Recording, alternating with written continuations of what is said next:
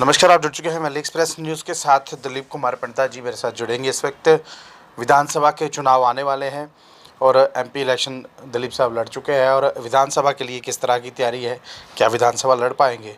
और जब जम्मू कश्मीर एक स्टेट हुआ करता था उस वक्त और इसके वक्त, इस वक्त में यानी कि यूनियन टेरेटरी बन चुकी है, यूनियन टेरेटरी है, इस वक्त और उस वक्त में कितना अंतर है। दिलीप जी, क्या लग रहा है?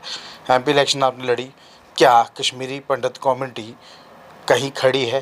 क्योंकि आप जिसको वोट डालते हैं वोट किसी और को कास्ट होता है, जाकर वो लोग फ़ायदा लेते हैं, आपको क्या मिलता है?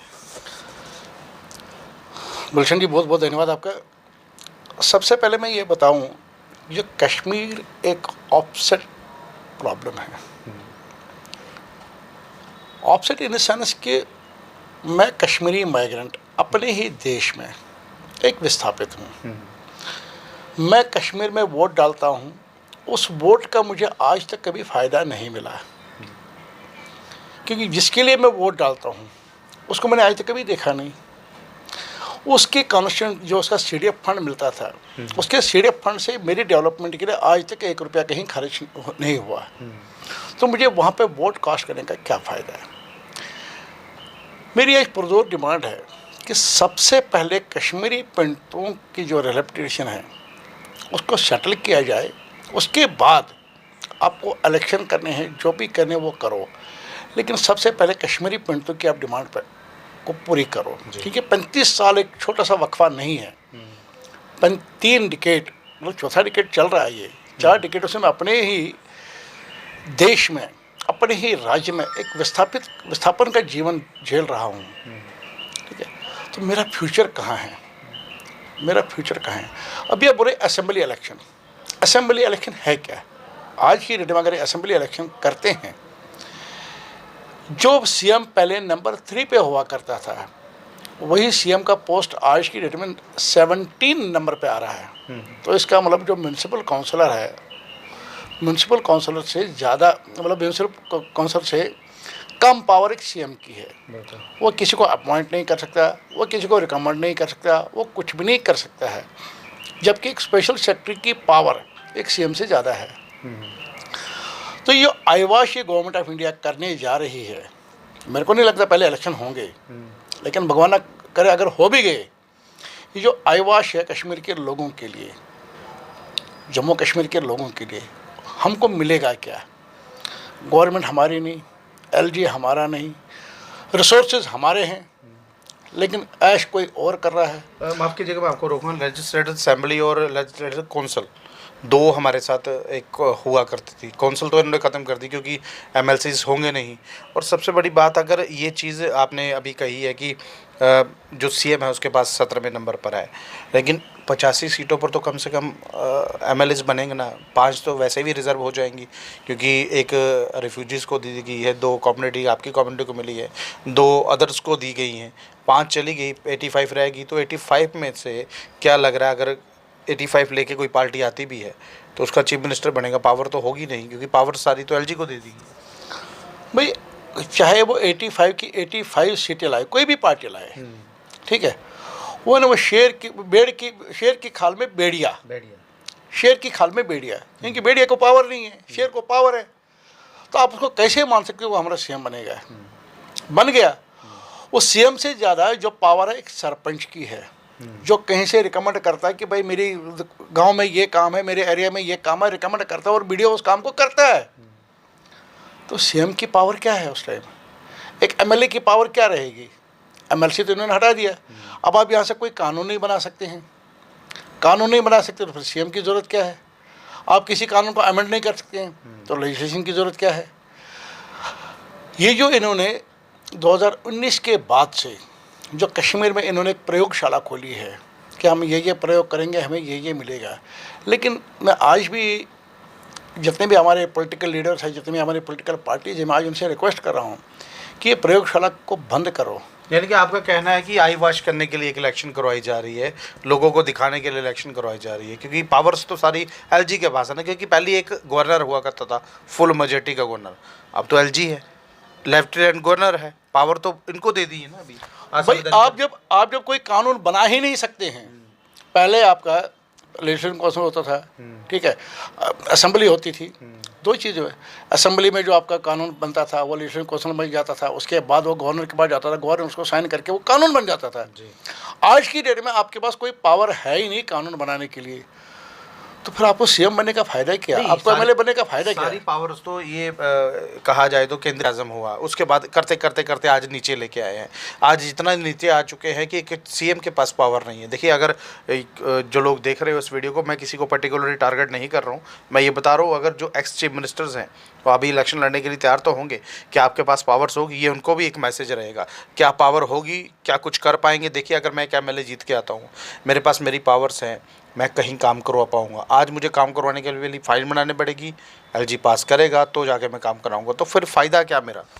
मेरा आज सवाल उस एक्स सीएमओ से है जिन्होंने इस जम्मू कश्मीर को इस धरातल पर लाया है कि आज की डेट में जो वो पहले एक्स सीएम हुआ करते थे, अगर आज की डेट में वही सीएम बन जाते, या हुआ करती थी, ठीक है, अगर आज की डेट में वही सीएम बनते हैं तो उनकी क्या औकात रहेगी? जो पहले उनकी औकात हुआ करती थी भाई सीएम है, तो आज वो सिर्फ नाम का सीएम है, आज वो सिर्फ नाम का सीएम है, आज वो काम का सीएम नहीं है। सिर्फ एक वो जो लकड़ी पे वो पगड़ी बांधते हैं, आज वही सीएम है वो, ठीक है, उसको कश्मीरी में बोलते हैं लोहरी दस्तार। ये वही लोग जिम्मेवार है इस चीज़ के कि जिन्होंने आज कश्मीर की ये हालत करवाई है। इनडायरेक्टली कौन सी पार्टी? क्योंकि जब ये सरकार टूटी थी तब तो महबूबा मुफ्ती थी चीफ मिनिस्टर, उसके बाद 10 साल तक चुनाव तो हुआ नहीं। आज मैडम कह रही है चुनाव कराना है कराइए, नहीं कराना नहीं कराइए, हम भीख में चुनाव नहीं चाहिए। वो मैडम ही तो रिस्पॉन्सिबल है, डॉक्टर फारूक ही तो रिस्पॉन्सिबल है। अगर कश्मीर ग्राउंड पे जाते नहीं है, वो नीचे वालों पर रिलाई करते हैं। नीचे वाले वही है जो मतलब चिट्ठियों पे, फ़ोनों पे या गन पॉइंट पे अपॉइंट हुए हैं। आज की डेट में बताता हूँ, एक 91 का एक मेरे पास मार्कशीट है, 91 का BLLB का, 20 आदमी का उसमें रिजल्ट है। 20 आदमी में कुछ लोग फेल है, कुछ लोग रिपेयर है, कुछ लोग पास है, ठीक है। एक आदमी ऑलरेडी डिक्लेयर्ड, एक आदमी ऑलरेडी डिक्लेयर्ड, और वही आदमी आज की डेट में एक हाई पोस्ट पे बैठा हुआ है। गुलशन जी, मैं आपसे एक सवाल करता हूं कि आप उस आदमी से क्या उम्मीद कर सकते हो कि जिसने अपनी नौकरी धोखे से ली या रिश्वत दे के ली या कैसे भी ली, लेकिन वो क्वालिफाइड नहीं है उस पोस्ट पहले लगे थे वो। हाँ, रिजल्ट से पहले उसका रिजल्ट आया, ऑलरेडी डिक्लेयर्ड। ये आज तक किसी को पता नहीं है वो पास था या फेल था या रिपेयर था, क्या था, वो आज तक किसी को पता नहीं चला। यही साहब तो जम्मू कश्मीर का आ रहा है ना, अभी तक कोई रिजल्ट आया नहीं है, लेकिन लोग ये कह के बैठ चुके हैं 50 बार हम अपनी सरकार बना रहे हैं। सरकार बना भी ली, चलिए कोई भी सरकार बनाए, तो करेंगे क्या? किसको 50 पार आएगा कौन? मुझे ये बताओ, 50 पार आएगा कौन? अगर इन्होंने चुनाव कर भी लिए, एक हंग असेंबली आ जाएगी जिसमें किसी को भी मेजॉरिटी नहीं आएगी। अब मैं आपको ब्रीफ में बताता हूँ, कश्मीर में बीजेपी का कोई जनाधार नहीं है, जम्मू में NCPDP का कोई जनाधार नहीं है, ठीक है। जम्मू में बीजेपी वर्सेस कांग्रेस है, यहाँ 50-50 हो जाएगा। कश्मीर में NCPDP कांग्रेस, ठीक है। अब मुझे भैया बताइए कि जनाधार किसको आएगा? किसी को जनाधार नहीं है। अब ये बोलते हैं 50 पार, ये जुमला है। कोई बोलता है 50 पार जुमला है, जैसे 400 पार जुमला साबित हुआ, ठीक है। ये कोई नैरेटिव बनाते हैं भाई 400 पार। 400 पार क्या था? वो तो 300 भी नहीं आई, वो 250 भी नहीं आई। 400 पार कहा था, 400 के पार जाके जो आई इनको वही आई, तो 400 पार कोई मजाक थोड़ा ना। ऐसा कि देखो, हमारे हिंदुस्तान में क्या ना, लोगों को बेवकूफ़ बनाना बहुत आसान है, लोगों को बेवकूफ़ बनाना बहुत आसान है। जब अटल बिहारी वाजपेयी जी की सरकार थी, ठीक है, जब सरकार उन्होंने क्या किया था, पहले ही इस्तीफा दिया था, भाई हम इलेक्शन में जाएंगे, India is shining, India is shining, India is shining, shining India का नारा दिया, ठीक है, इंडिया इज शाइनिंग। वो शाइनिंग कहाँ गई? उसके बाद 10 साल कांग्रेस ने राज किया, उसके बाद 10 साल कांग्रेस ने राज किया। कांग्रेस ने क्या किया? कुछ भी नहीं किया। उसके बाद मोदी जी 10 साल आ गए। 10 साल में आज तक पहले भाषण में उन्होंने बोला था कश्मीरी पंडितों का हम 500 करोड़ कश्मीरी पंडितों के नाम पे हमने फंड अलॉट किया, निकाल के रखा हुआ है। हाँ, वो 500 करोड़ गए कहाँ? वो 500 करोड़ गए कहाँ? गुलशन जी, आप हमारे साथ जख्ती में आ जाओ, जो मतलब फेस ऑफ माइग्रेशन है, वहाँ पे क्वार्टरों की हालत देखिए, वहाँ पानी की हालत देखिए, वहाँ पे आप जो मतलब राशन की हालत देख लीजिए, ठीक है। आप देख लीजिए कि व्यक्ति के लोग किन हालातों में रहते हैं। आज तक किसी कश्मीरी पंडित को स्पेशली कोई ट्रीट नहीं दी गई, किसी कश्मीरी पंडित को स्पेशली कोई नौकरी नहीं दी गई। क्यों नहीं दी गई? अभी मोदी जी हमारे श्रीनगर गए थे, 2000 उन्होंने नौकरियां बांटी, उसमें कश्मीरी पंडित को कुछ नहीं मिला। हम किसी के खिलाफ नहीं है, उन्होंने 2000 नौकरियां बांटी, 4000 बांटो ना भाई, कम से कम मैं भी तो उस कश्मीर का रहने वाला हूँ। आप मुझे याद क्यों नहीं कर रहे अपने? आपका तो नाम ही नहीं लिया ना उन्होंने वहाँ पर आकर। मैं वही बोल रहा हूँ, 8 चक्कर उन्होंने जम्मू एंड कश्मीर में काटे। 8 चक्करों में उन्होंने कभी भी कश्मीरी पंडित का नाम नहीं लिया। मैं आज उस कश्मीरी पंडित कम्युनिटी से ये कहना चाहता हूँ, आज मौका है सुधर जाओ, आज मौका है जाग जाओ, क्योंकि ऐसा कोई सगा नहीं जिसने कश्मीरी पंडित को ठगा नहीं। कश्मीरी पंडितों की माइग्रेशन सिर्फ एक वोट का एक वो डफली है, डफली बजाओ में कश्मीरी पंडित वापस लाने हैं, लेकिन ना कश्मीरी पंडित को कोई वापस लेके जाएगा, ना किसी की हिम्मत है। मैं आज आपके माध्यम से एक अपील करना चाहता हूं कि मैं 35 साल से आज विस्थापित हूं, क्यों ना मेरे को इंटरनल डिस्प्लेस्ड आज तक घोषित किया गया है? क्यों नहीं? जबकि अंतर्राष्ट्रीय जो कानून है उनके तहत मुझे आज इंटरनल डिस्प्लेस्ड घोषित, मतलब कब का घोषित होना चाहिए था। जिनोसाइड के लिए तो पार्लियामेंट में बोला था, सीतारमन ने अपने पिछली सरकार में बोला था जिनोसाइड घोषित हो चुका है, लेकिन पारित नहीं किया उसको। भाई घोषित होने और पारित करने में तो बहुत फर्क है ना। नहीं, वैसे तो इन्होंने अपनी सरकार में बहुत से बिल पारित करवाए, अगर चाहते तो जिनोसाइड भी पारित करवा सकते थे, लेकिन नहीं करवाया। Genocide with reversal, genocide with reversal, वो बिल जिस दिन पास हो जाएगी उस दिन हमें लगेगा कि हाँ, हम वाकई हिंदुस्तान में रह रहे हैं। कश्मीरी पंडित को कोई सर्टिफिकेट नहीं देनी है कि वो हिंदुस्तानी नहीं है।